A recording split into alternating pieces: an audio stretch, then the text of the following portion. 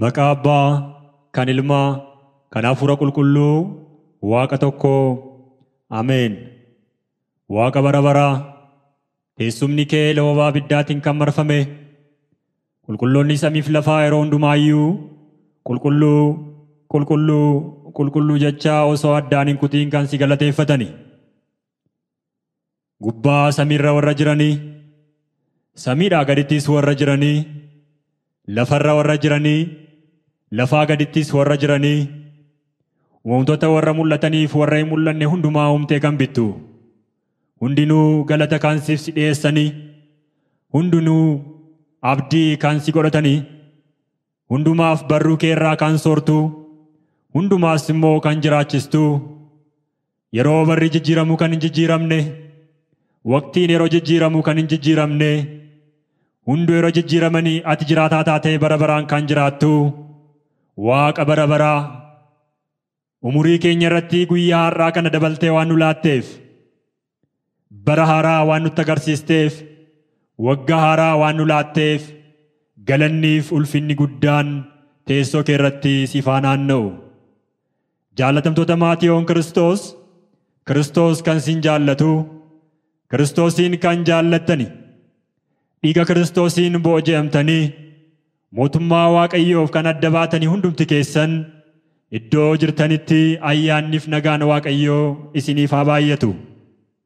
Yaa Waaqayyoo, guyyaa har'aa kana garreesiin, guyyaan har'aa halkanichi bari'ee ifa guyyaa arguu kan dandeenye, fuulli kee nu ifee gaarummaan kee nuuf ta'ee har'a ilaaluu kan dandeenye, arjummaa keef gaarummaa keetiin waan ta'eef, barri inni darbee barri haaraan nu laatamee har'allee si fuulduratti dhaabannee gaarummaa kee akka odeessinuuf, ulfina kee akka faarfannuuf, maqaa kee akka jajannuuf waan nu gargaarteef, afaan keenya saaqxee immoo galata keef akka nuti fuuldura kee dhaabbannuuf waan nu gargaarteef, galanni ulfinni guddaan teessoo kee irratti siif haa naanna'u.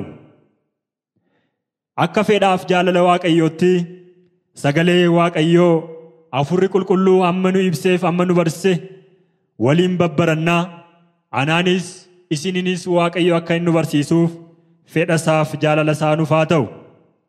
Egaan barri tokko darbee barri inni itti aanu gaafa dhufu hunduma keenya keessatti, laphee keenya keessatti abdiin haaraan hin horata. Kanarraan kan kees arjummaa Waaqayyoo, gaarummaa Waaqayyoo yaadachaa haala akkamiin Waaqayyo akka nu dabarse, haala akkamiin Waaqayyo har'aan akka nu ga'e hundumti keenya gara dubaatti naannoofnee xiinxalaa isa si yaadaa, arjummaansaa, gaarummaansaa baay'ee waan ta'eef, lakkaa'ames waan hin dhumneef, Waaqayyoon yeroo hundumaa waa'ee isaatii kaasnee hin galateeffannaani. Kanaaf hunduma keessan booqa birraatiif, ayyaana waggaa haaraatiif Waaqayyoo bagattiin siin ga'e. Faarfataa Daawit, qulqullichi Daawit faarfannaa isaa keessatti waa'ee arjummaa fi gaarummaa Waaqayyoo kaasee hin faarfata. As faarsaa Daawit boqonnaa 65 guutuu isaa gaafa dubbisnu, Daawit waa'ee kennaa Waaqayyoo, waa'ee arjummaa Waaqayyoo, waa'ee gaarummaa Waaqayyoo kaasee Waaqayyoon faarfannaadhaan jajee hin faarfataaf. Kanaaf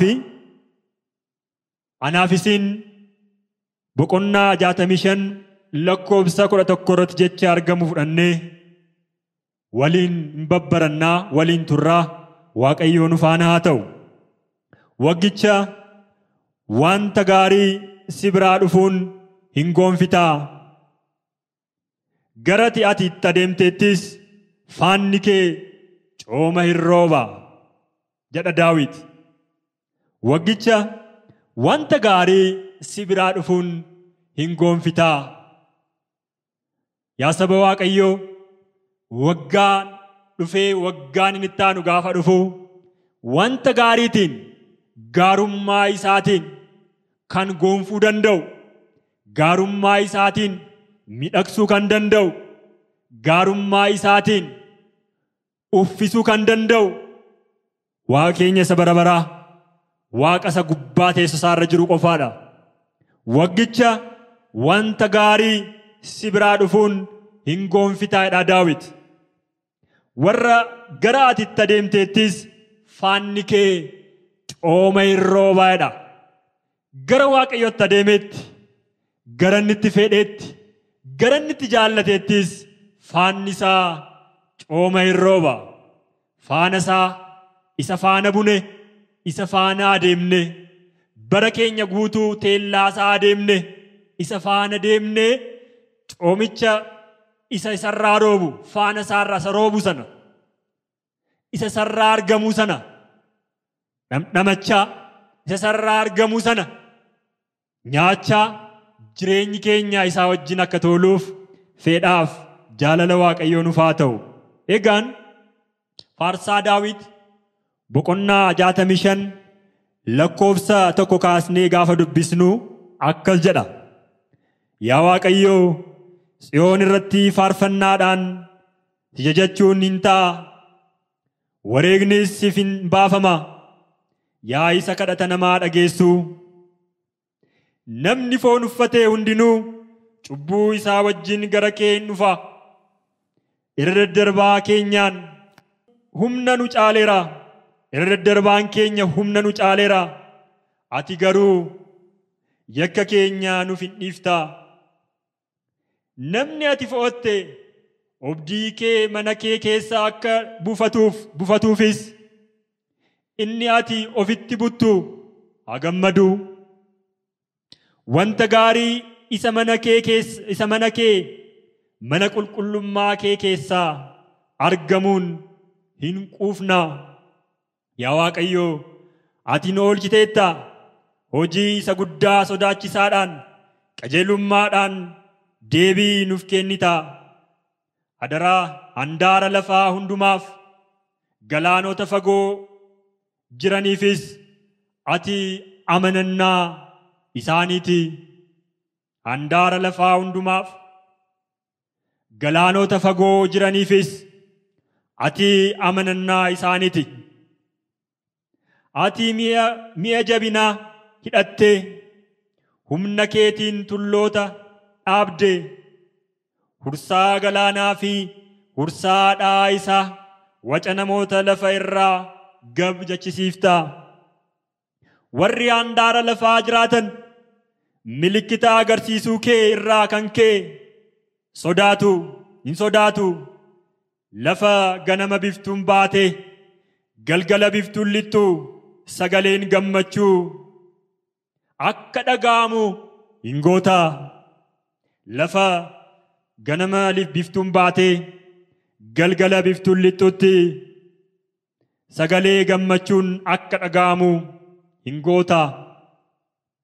Ati laficha hin ilaalta, wanta hundumaa irraa hafaa hin laattaaf. Guddiftees isa hin badhaafta.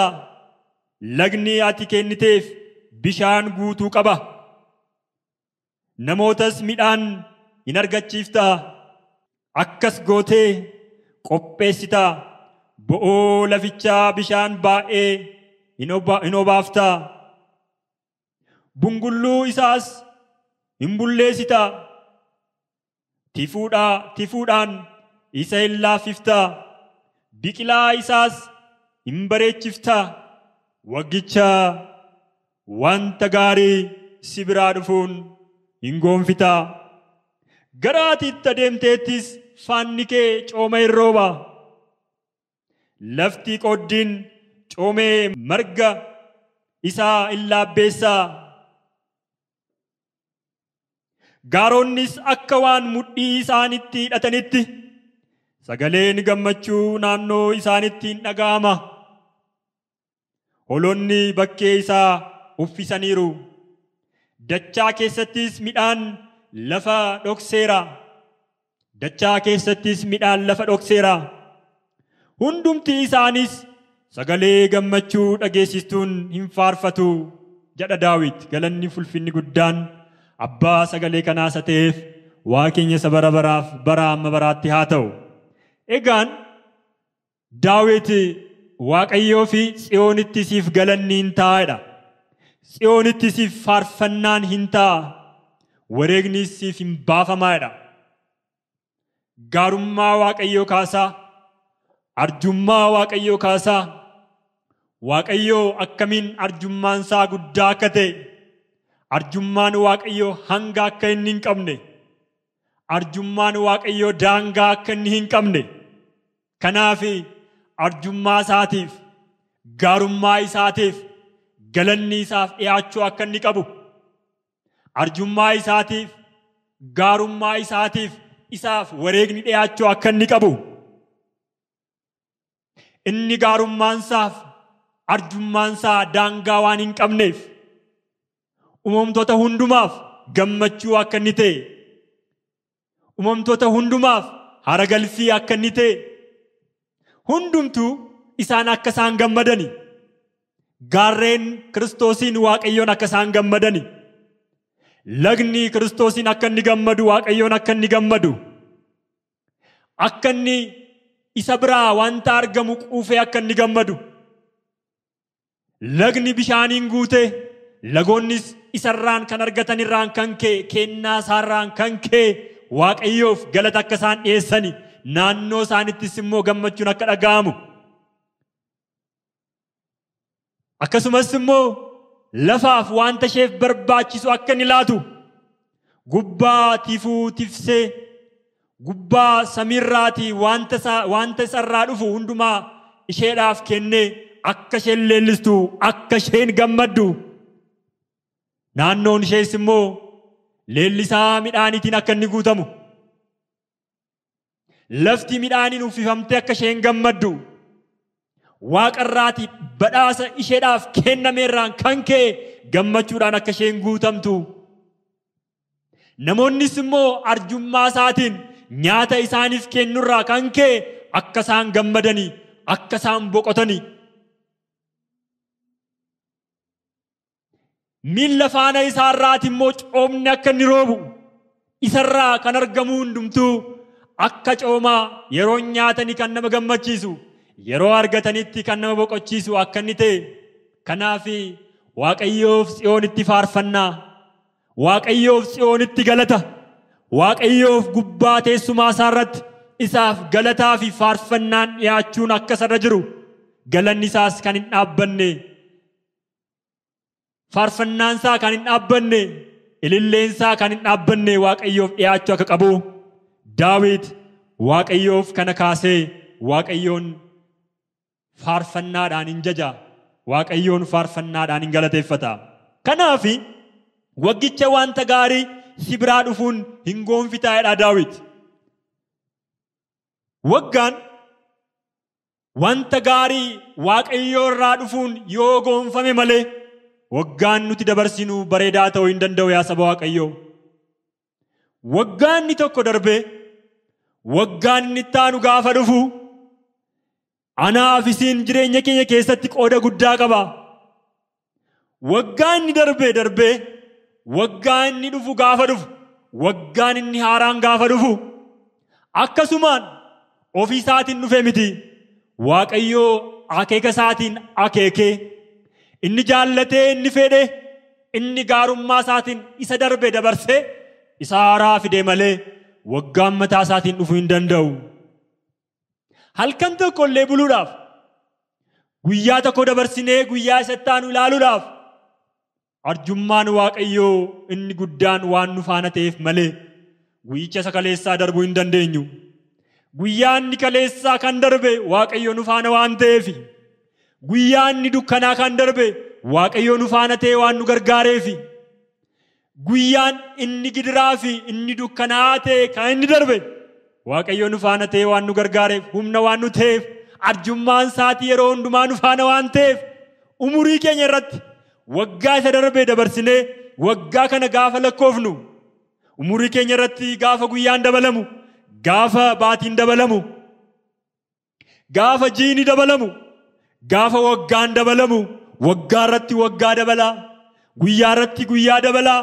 Waaqayyoo isa darbee teellaatti hambisaa gara fuulduraatti akka nuti abdii qabaannuuf, gara fuulduraatti akka nuti abdiidhaan guutamne deddeebinuuf Waaqayyo isa darbee dabarsee isa har'aa kan nutti agarsiise arjummaa isaa, gaarummaa isaa, wanta inni nuuf raawwate, wanta inni nuuf godhe hundumaa kaasnee Waaqayyoon akka galateeffannuufi. Jallinarra yoo jiraanne jallina sanarraa akka deebinuufi. Kufaatirra yoo jiraanne kufaatii sanarraa kaanee isa faana akka hiriirruufi. Mudhii keenya hidhannee isaa wajjin akka hiriirruufi. Galata isaaf yeroo hundumaa akka dhaabbannuufi. Kanaaf Waaqayyo waggaa nu dabale. Kanaaf Waaqayyo bara araaraa kana nu dabale. Kanaaf waggicha wanta gaarii si biraa dhufuun hin gonfitaa'edha Daawit. Gara atitti adeemtuttis faanni kee cooma irroobaadha. Gara Waaqayyoo yaadetti, gara inni itti akeeketti, gara inni itti fedhetti, gara inni itti yaadetti gaafa naannofnu, gara isaatti fuula keenya gaafa deebifannu, faanni isaa cooma irrooba waan ta'eef barri keenya bara araaraa, barri keenya bara badhaadhinaa, barri keenya bara bal'inaa, barri keenya baratti gammachuudhaan Waaqayyo wajjin itti jiraannu bara faarfannaa nu ta'a saba Waaqayyo. Kanaaf waggicha wanta gaarii si biraa dhufuun hin gonfitaa'edha Daawit. Gara isaatti gaafa naannofnu waggicha wanta gaarii isa biraa dhufuun gonfamaa waan ta'eef wanta Waaqayyo nuuf kaa'e, cooma Waaqayyo nuuf qopheesse argachuu irraatii hin deebinu. Gaarummaan isaa baay'eedha. Arjummaan isaa bara baraati. Arjummaan isaa lakkaa'amee kan hin dhumneeti. Arjummaan isaa fi gaarummaan isaa gatii kan ittiin baafne, anaaf isin gatii itti baafnee bituu kan hin dandeenye akkasumaan Waaqayyo kan nuuf kenneeti.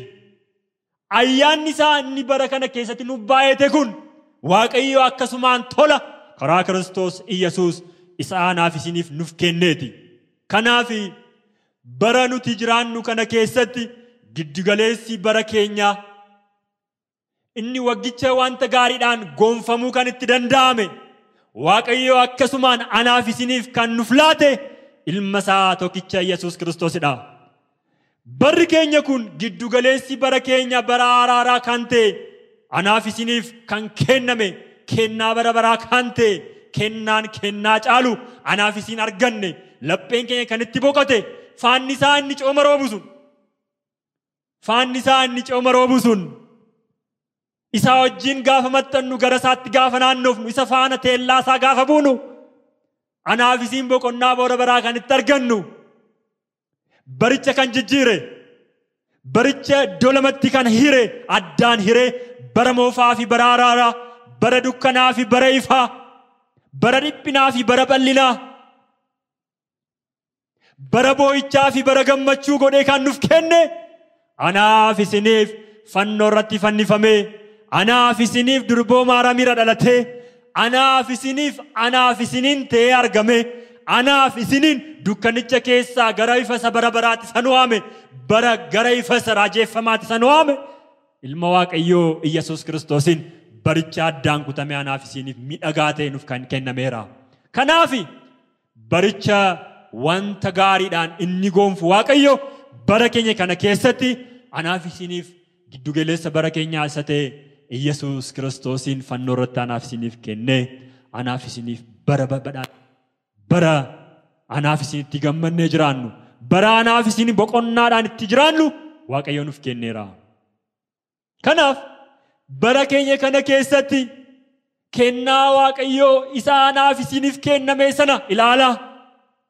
Isa anaaf isiniif fannoo irratti qaraaniyoo irratti anaaf isiniif harki isaa lixoodhaan waraaname mataa isaa irratti qoreen gonfame fuulli isaa kabalame bukkeen isaa waraaname dhiiga roobsaa anaaf isiniif isa nagaa nuuf kadhate waan isaan raawwatanii hin beekaniiti isaaniif ifama godhiisa jedhe ilma Waaqayyoon fannoo irratti ilaala bara keenya guutuu Waaqayyoon karaa Kiristoosiin galateeffachaa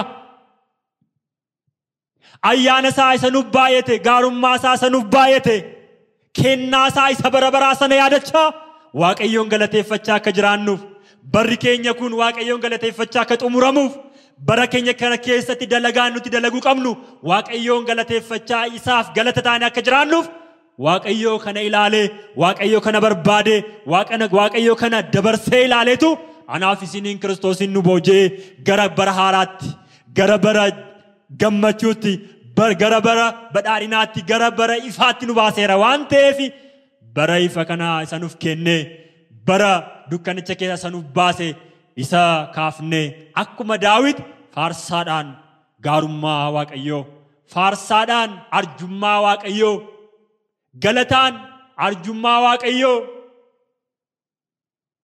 isa kaasaa isa faarfachaa isa jajachaa akka jiraannuuf waan ta'eef akkuma Daawit barri keenya faarsaadhaan akka xumuramuuf waaqayyoo hunduma keenya nu gargaaru. Egaan barri giddugaleessa baraa isa ta'een Kiristoosin iddoo lamaatti qodameera. Barri inni achi suni bara moofaati. Bara ammaa anaaf isinitti jiraachaa jirru kun immoo bara araaraa bara haaraati. Bara haaraa kana keessatti immoo waaqayyoo anaaf isin isa moofaa dhiisne isa cubbuu dhiisne isa waaqayyoo ittiin kabajamne isa waaqayyoo ittiin ulfaanne isa waaqayyoo hin jaallanne isa dhiisne isa waaqayyoo jaallatutti isa waaqayyoo itti gammadutti isa waaqayyoo fedhutti gara isaatti akka naannoofnuuf isa moofaa sana akka nu dhiisnuuf barri moofaa suni bara gidiraa waan ta'eef barri moofaa suni bara boo'ichaa waan ta'eef barri moofaa suni bara du'aa waan ta'eef barri moofaa suni seenaan dhala namaa deemee si'ool waan ta'eef kanaaf anaaf isiniif inni dhiiga isaa dhangalaase anaaf isiniin waamicha isa bara baraatiin waamicha ilma isaatiin waamicha isa anaaf isiniif waawwatuutiin dhiiga isaatiin isa nu waame gara isaatti isa nu waame sagalee isaatiin isa nu waame hafuura isaatiin isa nu waameef anaaf isin har'a isa dhageenye gara isaatti naanna'uun baricha isa haaraa anaaf isin isa haaromsu anaaf isin haaraa isa nu taasisuun jiraachuu waan ta'eef kanaaf wanta waaqayyoo isa moofaa sana keessatti jibbuu sana dhiisne isa haaraa akka jiraannuuf har'a Kiristoos faana akka rirruuf barri haaraan anaaf isiniif laatameera. Bara haaraa gaafa kaafnu hundumti keenya sammuu keenya keessatti waan ta'e yaadnu jira. Namni bara haaraa waggaa haaraa gaafa dhufu guyyaan 365 lakkaa'amee akka haaraatti waggaa haaraa jedhamee waqtiin haaraan gaafa dhufu hundumti keenya waan ta'e yaadnu jira. Namni akeeka mataa isaatii qaba. Waggaa isa darbee kana keessatti kana kaayyeeffadheen ture, kana xumureera, kana raawwadheera, kana immoo hin raawwanne. Kanaaf bara dhufuu sana keessatti kaayyoo haaraa xiinxalee baafadhee qabaachuun naaf ta'a. Wanta haaraa, wanta dalaguu qabu, wanta raawwachuu qabu akkas ta'uu qaba jenneetu isa darbee dabarsinee isa haaraa gaafa dhufnu hundumti keenya kanaaf hin qophoofna. Karaa gara biraa warri keenyas mana isaanii keessatti mi'a mana keessa jiru, qodaa mana keessa jiru isa moofaa ta'e gadi baasanii isa haaraa bitanii mana keessa hin kaa'u. Iji isaanii gaafa sana ilaalu abdiin isaanii horata. Abdiin isaanii leellisa. Ijoolleen isaanii gaafa isaan waggaa tokko gara tokkotti darbani umuriin isaanii gaafa dabalu mucaan koo naa ga'eera, kanaa booddee mucaan koo gahaa jira, naa guddachaa jira, bara sana darbee amma umurii dabaleera jedhaniitu ijoollee isaaniittis abdiin godhatu. Keessi isaanii ijoollee isaanii ilaala, keessi isaanii abdiin horata. Karaa gara biraas gaafa gara bakkeetti baanu Waaqayyoo bo'oo bishaanii sana bishaan qubsee dachee isa jiru sana hungulluusaa isa samiirraa coobuun cooba isaatiin burkuteessee laftis bishaan dhuddee bishaan quuftee ganna sana keessatti bishaan argamu sanaan lafti leellisee midhaani inni gahaa jiru lafti isheen gahaa jirtu lafti isheen midhaan biqilchaa jirtu bokkaan takkaa qilleensi kan ishee irratti takkaa bokkaa takkaa qilleensi ishee irratti dhufanii kan ishee raasaa turani. Amma garuu waan bookni birraa ga'eef waggaan ni darbe bara bokkichaa bara qilleensi garmalee qilleensaa usun darbe amma booqa birraa ga'aa jira waan ta'eef aduun iftee mul'achaa jirti waan ta'eef dumeessicha mootee aduun ba'aa jirti waan ta'eef gaafa maatiin keenya sana laalanii ijoolleenis gaafa sana laalanii hin burraaqu. Warra lafarra jiranii uumamtoonni hundumaa bokkaa fi qilleensi kan isaan irratti dhufaa ture kan isaan irratti garmalee roobaa ture amma aduun ba'aa jira waan ta'eef laftis midhagdee waan isheen qabdu hundumtu leellisee midhaanni facaafamee ga'aa jira waan ta'eef abdiin mul'achaa jira waan ta'eef wanti isaan nyaatanii qophaa'aa fi jira waan ta'eef Waaqayyo kana godhee Waaqayyo bara sana dabarsaa fi jira waan ta'eef gaafa aduun ba'aa dhuftu booqa birraa gaafa ba'u sana ilaalanii keessi isaanii hin gammada abdiis hin horatu keessi isaanii hin boqota abdiis horachaa deemu. Maatiin keenyas yeroo nun ilaalanii wayyaa haaraa gaafa isaan nu bitanii wayyaa haaraa sana uffannee gaafa nu burraaqnu gaafa isaan nu ilaalanii isaanis hin gammadu. Kanaaf barri darbe barri haaraan gaafa dhufu namni keessi isaatii abdii haaraatiin guutamaa hin deema. Yaa saba Waaqayyoo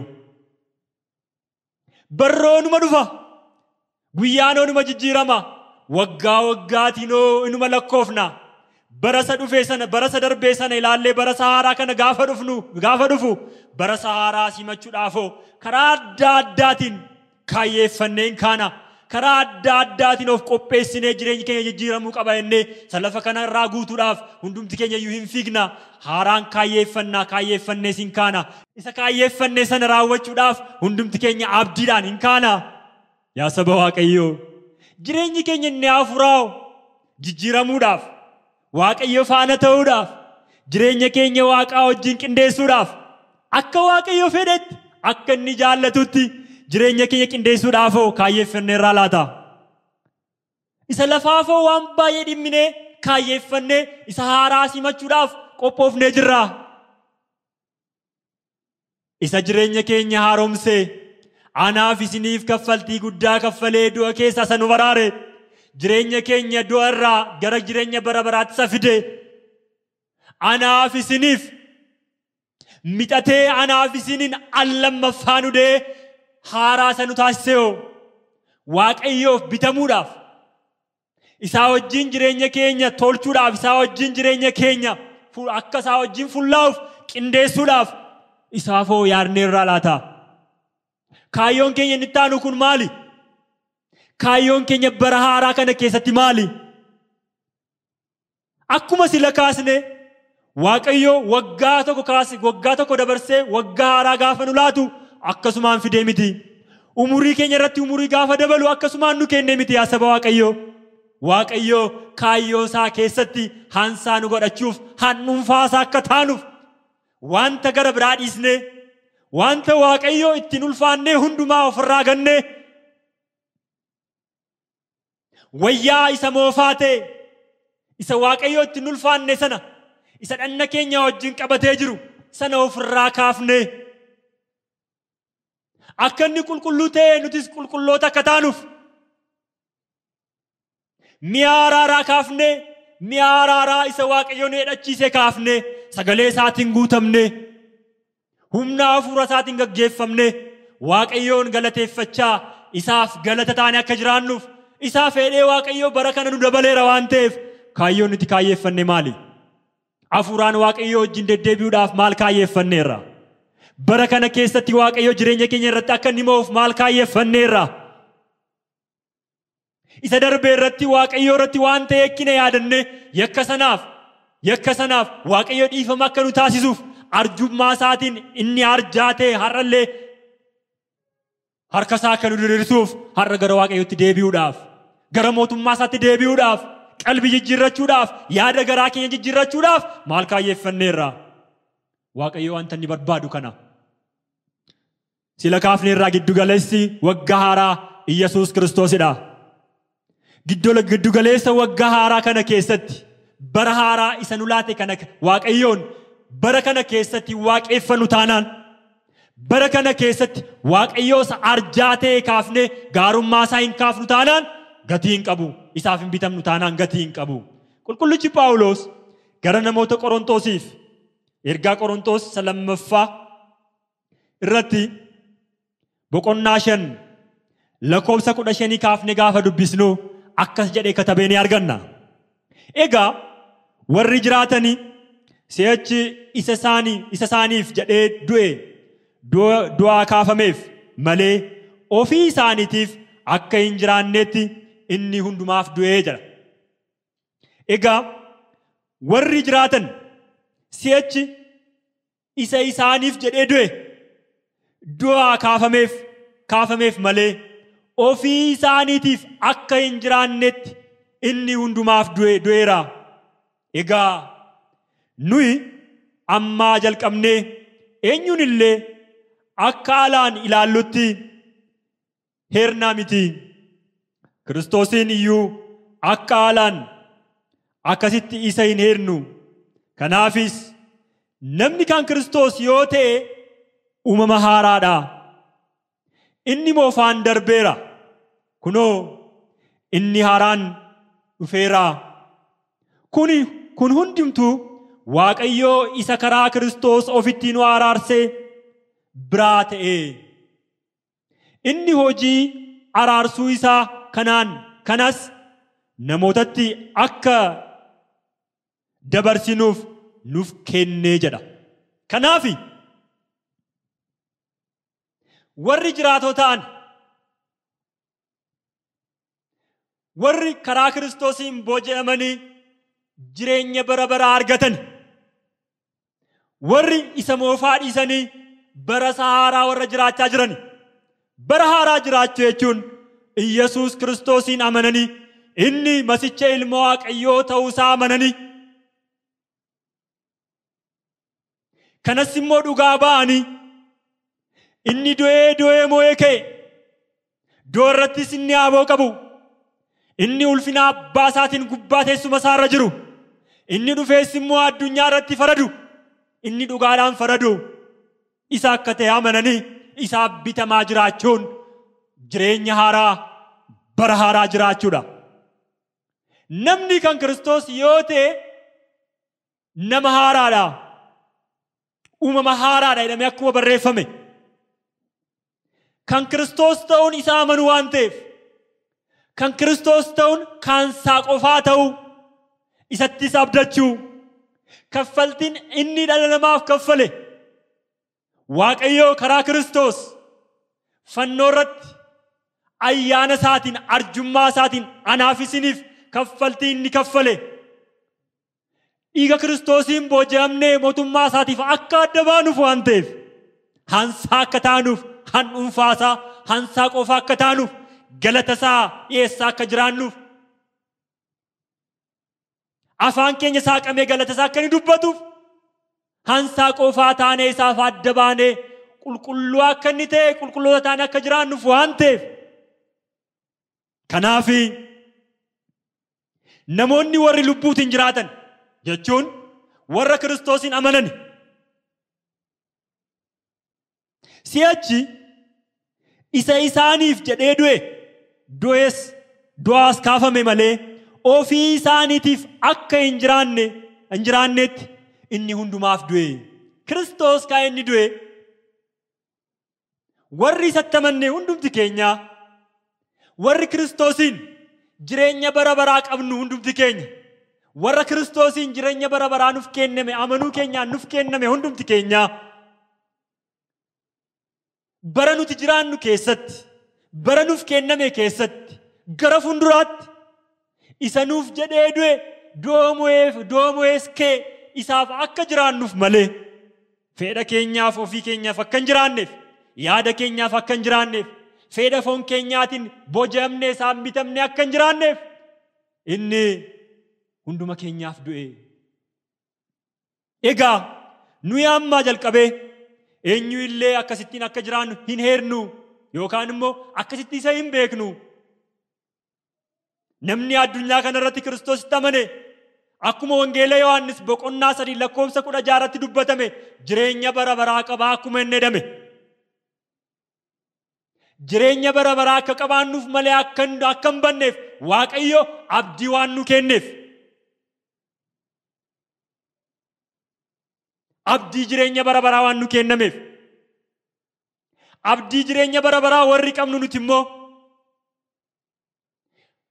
mana keenya yookaan godoo keenya dhanna keenya kana yeroodhaaf ifnee gara isaatti waan deemnuuf booddeedhaan isa kaafamu kana inni tortoruu gara hin tortorreetti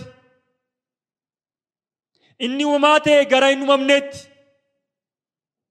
gara hafuuraatti yeroo itti jijjiiramu barri sun amma dhufutti anaaf isin jireenya asirra jiraannu keessatti jireenya bara baraa akka jiraannuuf isas immoo guyyaa guyyaatiin jireenya bara baraa Kiristoosiin nuuf kenname kana dalagaa akka nu jiraannuuf jireenya keenyaan mul'isaa akka nu jiraannuuf namoota warra Waaqayyoof adda ba'anii ta'an akka jiraannuuf namoota yeroo hundumaayyuu mootummaa Waaqayyoo keessatti warra jiraatanii abdiidhaan warra jiraatanii amma lafarra yeroo jiran immoo isa kana piraaktisii gochaa isa kana dalagaa warra jiraatan akka taanuuf. Si'achi kan jiraannu waa'ee ofii keenyaatiif osoo hin ta'in isa nuuf jedhee du'e isa du'a mo'ee keef waan ta'eef eenyuun illee akkasitti agarree. Kanaa booddee maal akka inni ta'u gara kam akka inni ta'e isa heernee isa beekuu hin dandeenyu.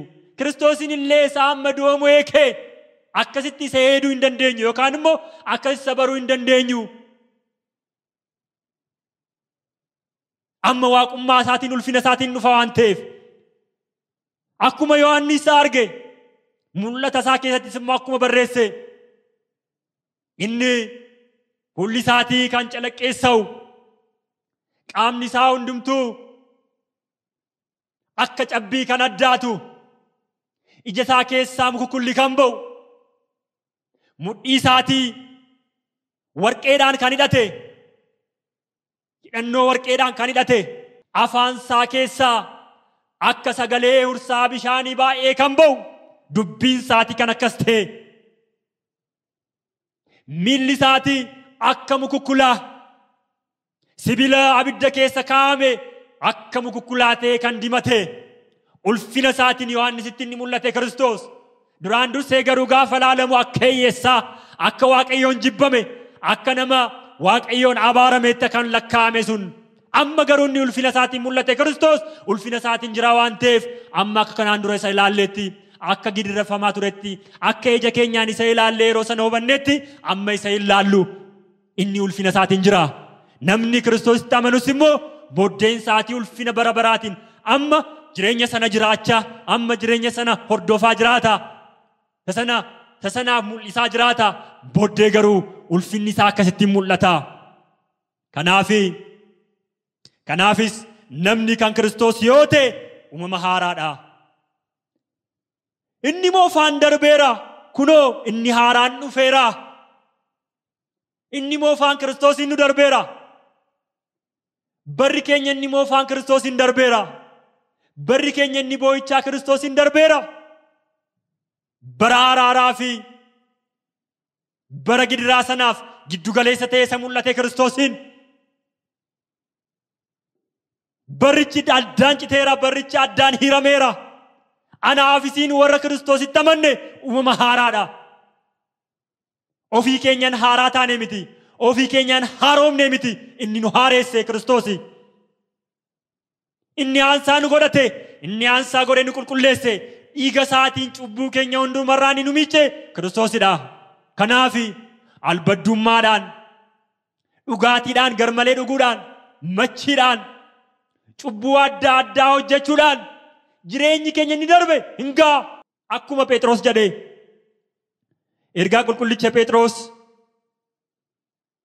isa tokkoffaa boqonnaa 4 lakkoofsa 1 kaafnee akkuma agarru Kiristoos namummaa fooniitiin erga dhiphate isinis immoo akkuma isaa yaaduudhaan akka nama lolaaf mi'a hidhateetti ta'a.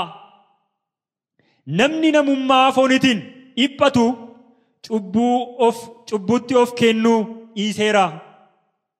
Egaa foon akka uffatanitti bara si'achi itti jiraattanitti akka jaalala Waaqayyootti malee akka hawwaa namaatti jiraachuun keessan haafu. Egaa foon akka uffatanitti bara si'achi itti jiraattanitti akka jaalala Waaqayyootti malee akka hawwaa namaatti jiraachuun keessan haafu. Bara jiraannu keessatti, bara si'achi Waaqayyo nu laate keessatti akkuma Kiristoos dhiphatee fooniin dhiphatee gidiraa keessa darbe, fooniin dhiphatee anaaf isiniif jireenya bara baraa nu laate, akka mi'a lolaa araaraa hidhateetti mi'a lolaa hidhatee nama dhaabbate, nama fooniin mormu, nama cubbuu mormu, nama cubbuudhaan hin ta'u jedhu Waaqayyo wajjin nama hirmaatu taanee akka jiraannuuf, mi'a araaraa kana hidhannee akka dhaabbannuuf, sagalee isaatii hidhannee akka dhaabbannuuf, gaarummaa hidhannee akka dhaabbannuuf, garraamummaa hidhannee akka dhaabbannuuf, mi'a araaraa lolichaaf nama qophaa'ee hidhatu, mi'a Kiristoos nu hidhachiise isanni nuuf kenne sana, isanni nuuf kenne isanni nuuf kaffale sana yaadachaa akka jiraannuuf bara nu hafe kana keessatti akka fedha foonitti osoo hin ta'in, akka jaalala fedha keenyaatti osoo hin ta'in, akka jaalala Waaqayyootti akka deebinuuf qulqullichi Phexros ni gorsa. Akka jaalala Waaqayyootti malee akka hawwaa namaatti jiraachuun keessan haafu. Wanta warra saba Waaqayyoo hin ta'in hojjechuu jaallatanii hojjechuun yeroon isin dabarsitanii hin ga'a. Saba Waaqayyoo warra hin ta'in hojii isaan hojjechaa turan hojjechuudhaan, dalagaa isaan dalagaa turanii dalaguudhaan warra sodaa Waaqayyoo hin qabne, warra Waaqayyoof hin bitamne, waan isaan dalaganii waan isaan raawwatanii raawwachuudhaan, nama ajjeesuudhaan, nama jibbuudhaan, nama irratti ka'uudhaan, walii keessanii wal ajjeesuuf wal barbaaduudhaan, laphee hammeenyaan, laphee gadheedhaan, hafuura gadheedhaan, karaa Waaqayyootti hin kabajamneen, karaa Waaqayyootti hin ulfaanneen, ejjaan, sobaan, nama irratti sobaan dhugaa ba'uudhaan, waan namaa darbuudhaan, waan nama haatuudhaan, waan namaa balleessuudhaan, burjaaja'uudhaan bara isin itti jiraattanii hin ga'a. Machiidhaan, garmalee dhuguu, garmalee nyaachuu, sirbaan, karaa Waaqayyootti hin ulfaanneen, hafuura isaa hamaatiif bitamtanii bara jiraattanii hin ga'a. Kanaaf amma akka fedha keessanii osoo hin ta'in akka fedha Waaqayyoo jiraadhaa. Isa isiniif du'ee du'a mo'ee keef malee ofii keessaniif hin jiraatinaa. Yaada keessaniif hin jiraatinaa. Yaada keessaniif hin bitaminaa. Waaqayyoon sodaachuudhaan karaa Waaqayyoon itti kabajamu bara keessan Waaqayyoof laadhaa jiraadhaan jechaa jira. Kanaaf isa gidiraa keessa darbe Kiristoosin yaadachuudhaan, isa isiniif kaffaltii kaffalee Kiristoosin yaadachuudhaan, Sasin barbaachuudhaaf samiirraa teessuma isaarraa abbaa isaa biraa dhufee lafarratti dhiphate Kiristoosin yaadachuudhaan fannoo irratti saniif fannifame sanuuf fannifame Kiristoosin yaadachuudhaan barri keenya akka darbuuf Waaqayyo nu gargaaru. Akkam namatti tola yaa saba Waaqayyo wajjin jiraachuun. Akkam namatti tola. Akkam bareedaadha Kiristoos wajjin jiraachuun. Bara keenya Kiristoosiif laachuun akkam miidhagaadha. Akkam haara galfiidha. Inni daangaa hin qabu. Haara galfiinsaa daangaa hin qabu. Kanaaf isaaf ta'anii isaaf bitamanii bara keenya isaaf kennanii jiraachuun yaa saba Waaqayyo ulfina. Yaa saba Waaqayyo haara galfiidha. Yaa saba Waaqayyo Waaqayyo nu gargaaru. Waaqayyo ayyaana isaatiin nu gargaaru. Waaqayyo humna sagalee isaatiin nu gargaaru. Waaqayyo hafuura isaatiin nu gargaaru. Inni yoo nu gargaare malee nuti hin dandeenyu. Wanta nuti dadhabne, wanta nuti hin dandeenyeen immoo Waaqayyoon ati nu gargaari. Ani hin danda'u jennee Waaqayyo fuulduratti dhaabbachuun nurra jira. Yeroo isa fuulduratti dhaabbannu yeroo sana akka mukarraa baallee harca'u wanta nurra taa'ee anaaf isin nu ceepha'u nurra harca'a. Akka mukarraa solloqee harca'u wanta nutti hidhatee jiru wanta Waaqayyotti nu ulfaanne nurraa hin harca'a. Inni hin danda'a isa ta'etti siquun haara galfiidha yaa saba Waaqayyo. Dhukkuba yoo ta'e nurraa kaasuuf hin danda'a. Dhukkuba keenya wajjin bara sattaa nutti hin ceenu. Dhabuu yoo ta'e Waaqayyo ilma isaa tokkicha isa nu laate akkasumaan waan gara biraa akkamitti nu laatu jedhamee barreeffameera. Ilma isaa tokkicha yoo nu laateera. Isa haafaa ta'e isa dudduba keenyaan nu teellaadhaan dhufu isaaf hin dhiphannu inni nu dabaluudhaaf. Inni nu laachuudhaaf badhaadhaadha. Harki isaa guutuudha. Kanaaf rakkina keenya wajjin bara dhufutti hin ceenu. Yoo dhabnes rakkinni teellaadhaan dhufee foon keenya lafa kanarraa yoo inni nu rukutatees yoo inni nu ceephaatees yoo inni nu wal'aansoodhaan nu faana dhaabbata yoo ta'es nuti akka ijoollee sadanii sana yoo dhumallee ati ibidda sana keessaa nu baasuudhaa baatte isaati dhaabdee kanaaf hin jilgeenfannu jedhanii akkuma isaan dubbatani anaaf isin isa ormaaf hin jilgeenfannu. Barri keenya bara galataa ta'a malee barri keenya bara abaarsaa hin ta'u. Dhaloonni bara kanaaf dhaloota abaarsaa hin ta'u. Waaqayyo sagalee isaatiin nu gargaaru. Waaqayyo humna isaatiin nu gargaaru. Nu gargaari jennee fuuldura isaa dhaabbachuun dura jira. Galata isaa yeroo hundumaa dhiyeessuudhaaf tokkoon Waaqayyo jireenya keenya keessa raawwate sana kaafnee Waaqayyoon galateeffachuudhaaf anaaf isin har'a jabaannee dhaabbachuu qabna. Waaqayyo nu gargaaru. Inni jabaatee nu gargaaru. Inni hunda danda'u nu gargaaru. Inni hundumtu harka isaarra jiru nu gargaaru. Inni yeroo hundumaa nu faana ta'e ansi faana jira jabaadhu hin sodaatin isa nun jedhu inni nu gargaaru. Jabaa caalu. Isa hundumaa uumee bitu. Isa hundumaa irratti aangoo qabu. Inni Waaqa keenya waan ta'eef galanni fulfinni guddaan teessoo isaarratti isaa faanaan na'u galateeffadhaani. Akkuma Daawit isinis faarfannaadhaan yadaloo haaraatiin galateeffadhaani galata isaaf dhaabbadhaa dhugaa isaas dubbadhaa. Jajamuu qaba Waaqni keenya galateeffamuu qaba. Jajuun isaati dhaabbachuu hin qabu. Yeroo hundumaa afaan keenya keessaa akka dammaan dhangala'u sagaleensaa. Yeroo hundumaa afaan keenya keessaa akka galaanaa hin dhagala'u yadaloon isaa nu keessaa burqu qaba. Nu gargaara. Barri keenya bara eebbaata. Nu gargaara. Barri keenya bara boojuutaa. Nu gargaara. Barri keenya bara moo'ichaata. Nu gargaara Waaqayyo. Barri keenya baratti ceenuta. Nu gargaara Waaqayyo. Barri keenya baratti cabsina dabaruta. Nu gargaara Waaqayyo. Barri keenya bara eebbaanuta. Galanni fulfinni teessoo isaarratti isaa faanaan na'u. Galatoomi yaa Waaqayyo. Eebbifami.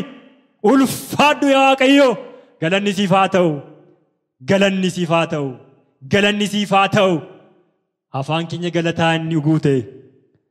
Afaan keenya galataan. Afaan keenya faarfannaadhaan. Afaan keenya ililleedhaan inni guute. Waaqayyo isa bara baraatiif galanni fulfinni guddaan isaaf haa ta'u. Kanaaf Phexros barri inni darbe sun akka namoota hin amannetti akka namoota Waaqayyoof hin taanetti bara sin dabarsitan hingaa jedhe. Barri keenya bara araaraati. Warri Kiristoos Yesuusin jirru nuti hundumti keenya immoo uumama haaraati. Inni moofaan darbeera.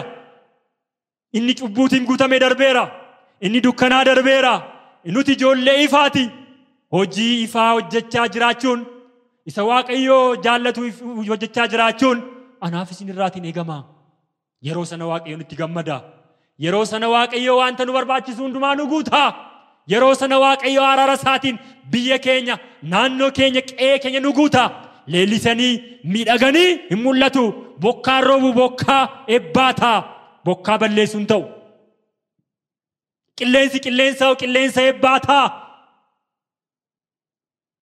Biqilaan biqiluu biqilaa eebbaata.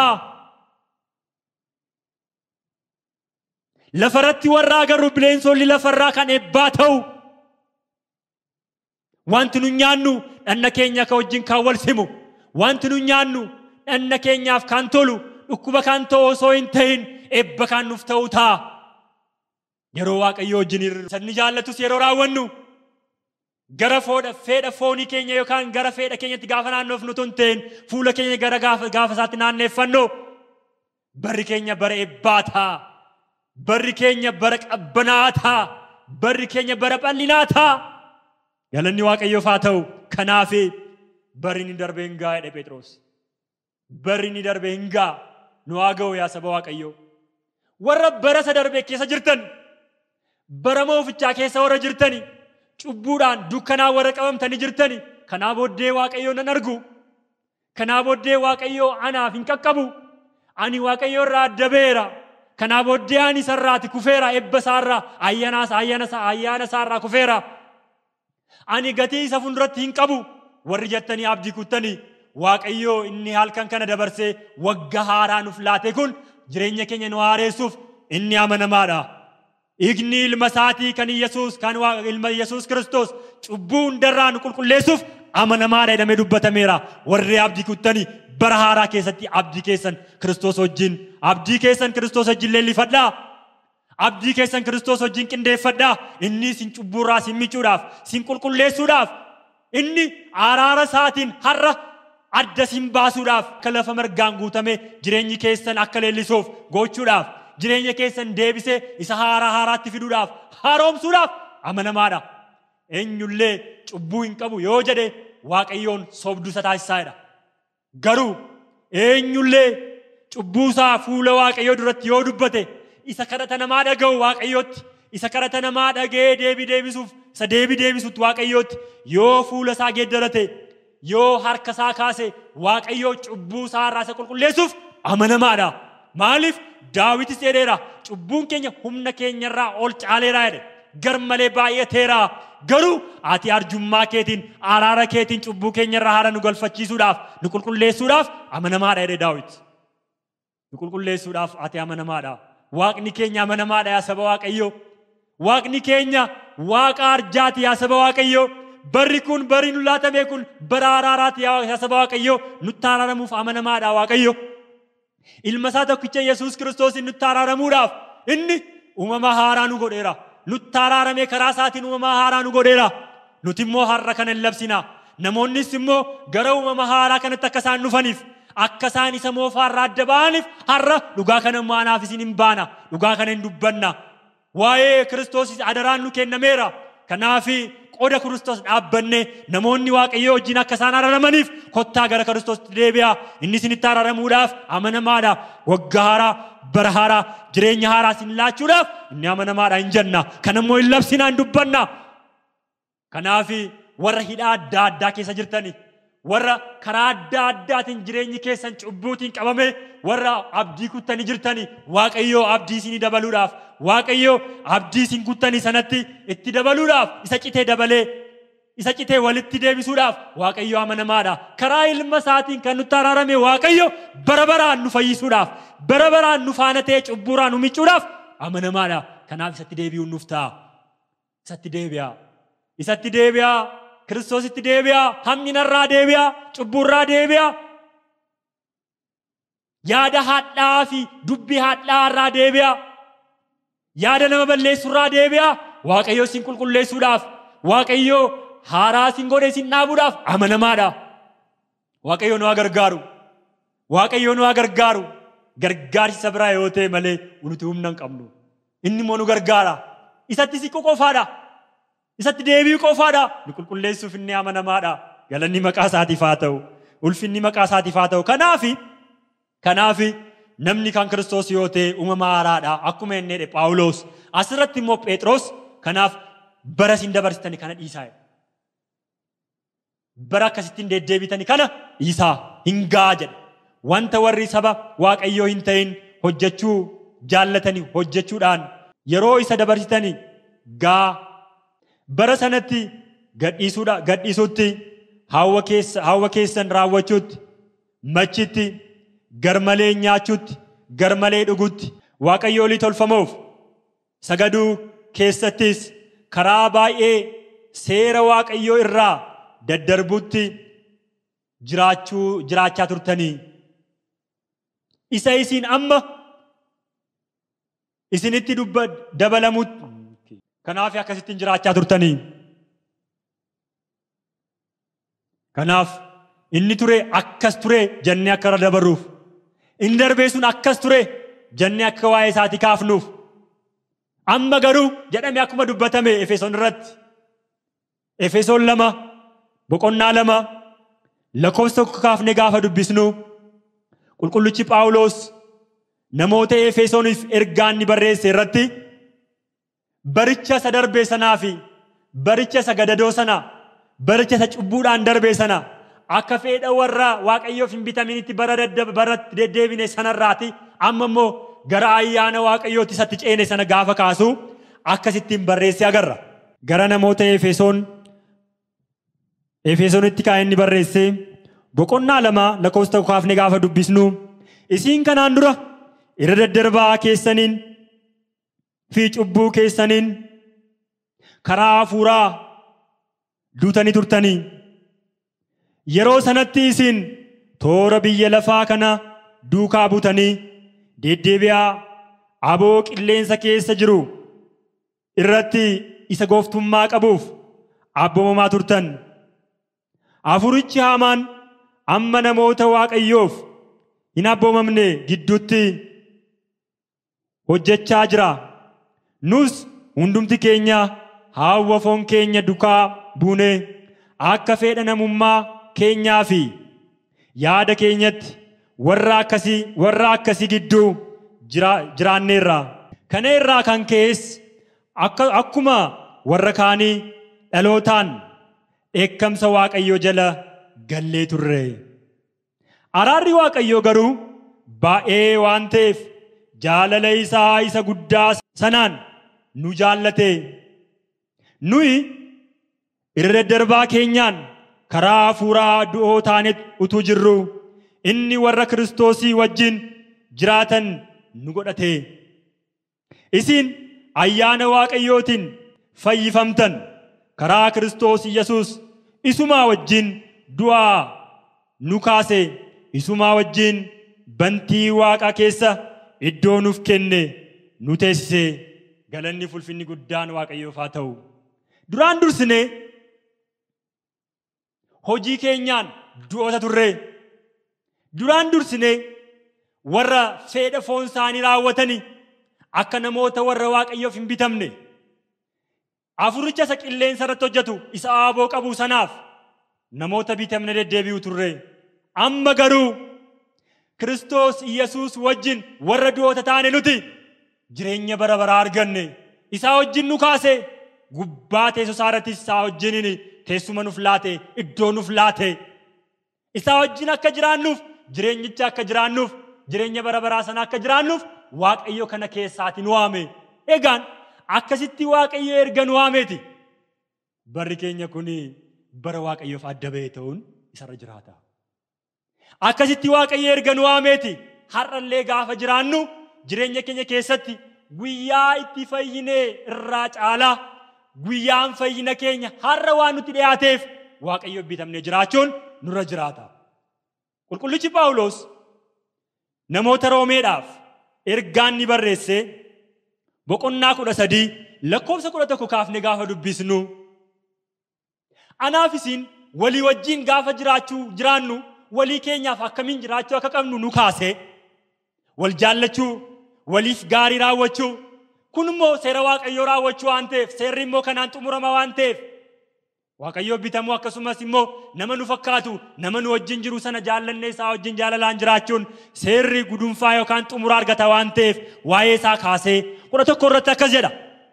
Yeroo itti duraa amanne caalaas amma guyyaan fayyinaa waan nutti dhiyaateef yeroon kun yeroo itti hirribaa dammaqxanii isin irra jiru ta'uu isaa beekaa. Yeroon kun guyyaatti amanneerraati. Guyyaatti amanneerraati. Guyyaatti hirribarraa dammaqnu akka ta'e fayyinni keenya waan nutti dhiyaateef yeroon kun yeroo duraa amannee caalaa amma guyyaan fayyinaa waan nutti dhiyaateef yeroon kun yerootti hirribaa dammaqnu, yeroon kun yerootti kufaatii jirurraa dammaqnee kaanu, Waaqayyoo irraa karaa gorreerraatti dammaqnee yerootti kaanu waan ta'eef dammaquun yeroon itti jiraatu. Afurichi inni Haamaan inni yeroo sana hojjechaa ture qilleensa irratti hin hojjeta jedhamee inni waamame sun har'as hojjechaa jira waan ta'eef namoota baay'ee, obboloota keenya baay'ee, haadholii keenya baay'ee hidhaa isaatiin, takaallaa isaatiin takaalee gara boollaatti, gara du'aatti oofaa jira waan ta'eef yeroon kun yerootti dammaqnu waan ta'eef dammaqnee kaanee yerootti hirribaatti dammaqnee kaanu akka ta'e hubannee ilaaluun akka nurra jiraatu nutti hima. Halkanichi darbeedha Phaawulos. Halkanichi sokkee guyyichi dhiyaateera. Kanaafis kottaa hojii dukkana keessaa hojjetamu ofirraa fuunee gannee mee lolaa isa ifa keessaa ittiin hojjetan hin hidhannaa. Kanaaf sana ofirraa gannee sana ofirraa kaafnee mee lolaa ifa keessatti isatti hojjetani isa hin hidhannaa, isa hidhannee hin kaanaa. Halkanichi darbeera. Halkanichi sokkeera. Guyyichis dhiyaateera. Kiristoos yeroo inni dhufus dhiyaachaa jira yaa saba Waaqayyoo. Kanaaf hojii halkanii, hojii cubburraati adda ba'uun har'a nurra jira. Yoo adda baane mee lolaa araaraa isa ifa keessatti hojjetamu sana Waaqayyo nu laachuudhaaf amanamaadha. Kanaaf warra abdii kuttanii abdiin kutinaa, Waaqayyo amanamaadha, arjaadha. Warri kuftanii jirtanii warra kufaatii koo kan nakaasu hin jiru hin jedhinaa, inni jira jechaa jira. Inni nama ta'ee mul'ate sun jira nun jechuudhaaf har'as jira nun jechaa jira, sagalee isaatiin nutti dubbachaa jira. Warra dukkana keessa jirtanii ifatti isin baasuuf Kiristoos amanamaadha. Inni ani ifa bara baraati, kan natti amanu bara baraan ifa keessa hin jiraata jedhee dubbateera. Warri jireenyi koo kanaa booddee doodha warri jettanii inni ani jireenya bara baraati jedhee dubbateera. Jireenyi bara baraa Kiristoos qofaadha. Isatti amanaa. Inni sin kaasuudhaaf amanamaadha. Isatti maxxanaa. Inni sin oolchuudhaaf, abdii keessan akka horatu gochuudhaaf amanamaadha. Irree keessan jabeessuudhaaf amanamaadha. Imimmaan keessan sinirraa ta'uudhaaf amanamaadha. Dhukkuba keessan sinirraa kaasuudhaaf inni qoricha maqaan isaa Iyyesuus, qoricha bara baraa, qoricha ilma namaa ta'ee mul'ateera. Qorichi keessan qorichi gara biraan hin jiru. Qorichi keessan Iyyesuusidha. Kanaaf jireenyi keessan Iyyesuus wajjin jireenya haaraa akka inni ta'uuf, uumama haaraa taatanii Kiristoos wajjin akkasiin jiraattaniif karaa Kiristoos Waaqayyoo wajjin araaramaa. Gara Kiristoositti kottaa, isa miillasaa jala jilgeenfadhaa. Si qofaadha fayyisaan, si qofaadha danda'an, si qofaadhaan abbaan irree cimaadha. Isaaf jilgeenfadhaa. Inni bara keessan jijjiiruudhaaf amanamaadha. Kanaaf dukkanichi sokkeera. Amma ifa dhufeera. Ifni immoo Kiristoosidha. Kiristoositti amanadhaa. Isatti amanamaa, sagalee isaa guutummaatiin isin keessaa jiraatu. Humni sagalee isaa isin haa bitu. Fulli Kiristoos isiniif haa ifu. Yeroo kana isin mo'ichaan dhaabbattu. Waaqayyo isin faana haa ta'u. Waaqayyo nu faana haa ta'u. Waaqa nu gargaareef galanni haa ta'u. Kanaaf Daawit faarfannaadhaan Waaqayyoon hin jaja. Barri keenya kunis immoo bara faarfannaadhaan Waaqayyoon jajnu waan ta'eef, bara faarfannaadhaan isa nuuf raawwate Waaqayyoon kaafnee baratti Waaqayyoon galateeffannu waan ta'eef warra boo'icha keessa jirru, warra gidiraa adda addaa keessa jirru Kiristoositti maxxannee barri keenya bara galataa, Barri keenya bara Waaqayyoo faarfannaadhaan faarfannee baratti dabarsinu. Barri keenya bara Waaqayyoo wajjin qindaa'e. Barri keenya giddugaleessa baraa isa ta'e Kiristoos wajjin kan waliin sime akka ta'uuf Waaqayyoo hunduma keenya nu haa gargaaru. Waggicha wanta gaarii si biraa dhufuun hin gonfitaa jedhee Daawit akka dubbate. Gara atitti adeemteettis faanni kee cooma hin roobaa akka inni jedheetti. Bara keenya kana araara isaatiin isa gonfe. Bara araaraa isa nu kenne Waaqayyoo wajjin isa faana maxxanne hansaa taane. Barri keenya kun bara eebbaa. Barri keenya kun bara araaraa. Dhaloonni kun dhaloota eebbaa. Dhaloonni kun dhaloota araara Kiristoosiin ilaalame araara Kiristoosiin Waaqayyoo wajjin kan hidhata qabaate akka inni ta'uuf barri keenya bara araaraa akka inni ta'uuf Waaqayyo arjummaa isaatiin nu faana haa ta'u. Waaqayyo gaarummaa isaatiin nu faana haa ta'u. Waggicha wanta gaarii si biraa dhufuun hin gonfitaa. Wanta gaarii isa biraa dhufuun wanta gaarii caaluu isa nu kennameen Kiristoosiin barichi kan gonfame haa ta'u. Wanta gaarii Waaqayyo nuuf laateen Kiristoosiin barichi kan gonfame haa ta'u. Dukkanni bara keenya kanarratti humna hin qabaatiin. Dhukkubni bara keenya kanarratti humna hin qabaatiin, aboo hin qabaatiin. Kiristoos inni haa gonfatu. Kiristoos inni haa bitu. Kiristoos inni irratti haa mo'u. Dhaloota bara kana keessa jiru irratti Kiristoos haa mo'u. Laphee keenya gubbaa irratti Kiristoos haa mo'u. Jireenya keenya irratti Kiristoos haa mo'u. Jireenyi keenya jireenya haaraa, uumama haaraa taanee isaa wajjin akka jiraannuuf Waaqayyo nu haa gargaaru. Bara keenya bara galataa, bara keenya bara Waaqayyootti galateeffannu, bara keenya bara sagalee Waaqayyoo maqaa isaatii ol kaafnee Waaqayyoon itti galateeffannu akka nu ta'uuf Waaqayyoo inni arjaate hunduma keenya nu haa gargaaru. Eebbii fi nagaan Waaqayyoo iddoo jirtanitti hunduma keessaniif isiniif haa baay'atu. Waaqa nu gargaareef Waaqa bara baraaf galanniif ulfinni guddaan keessaa irratti isaa faanaan na'u. Ameen.